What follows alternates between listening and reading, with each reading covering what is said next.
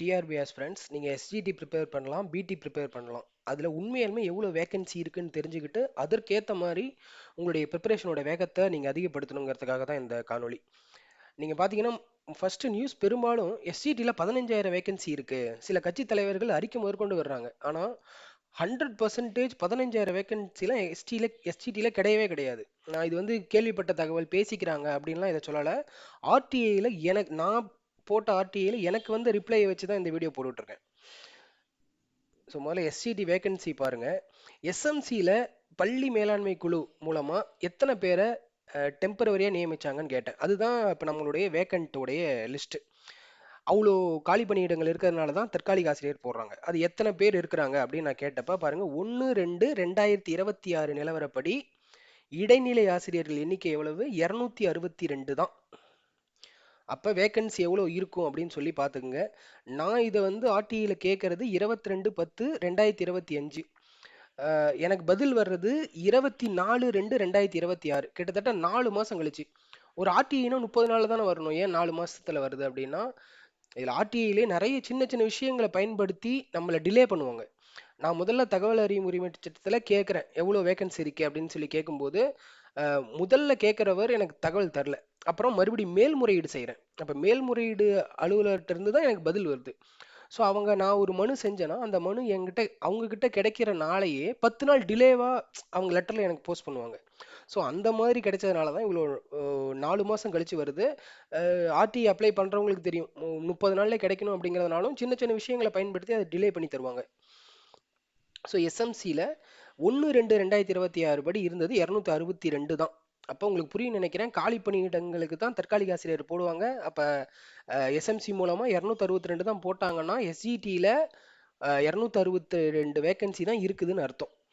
இப்போ மேபி வந்து ரிட்டையர் ஆனவங்க ப்ரமோஷன்லாம் கொடுத்தது போக வேகன்சி இன்க்ரீஸ் பண்ணி அது நோட்டிஃபிகேஷன் விட்டு வந்தால் மட்டும்தான் பணியிடங்கள், அதுவும் அதிகபட்சமாக நான் சொல்கிறேன் ஒரு 4000 போகலாம், அதுக்கு மேலே போகாது.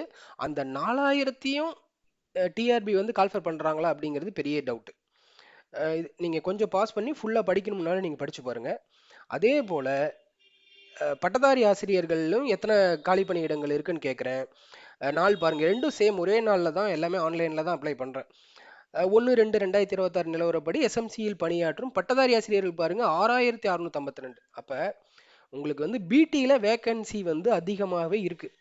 ஆனால் இதையும் நான் சொல்கிறேன், 6000 வேக்கன்ட் 100% விடவே மாட்டாங்க. இந்த இந்த விஷயம் எப்படி நடக்கும்னா, இவ்வளோ வேகன்சி இருக்குது அப்படின்னு சொல்லி சீஃப் செக்ரட்டரி ஆஃபீஸ்லேருந்து ப்ரப்போசல் வந்து கவர்மெண்ட்டுக்கு போகும், நிதி அமைச்சகத்துக்கு போகும். அவங்க வந்து எவ்வளோ வேகன்சி ஃபில் பண்ணலான்னு சொல்கிறாங்களோ அதை பொறுத்து மட்டும்தான்.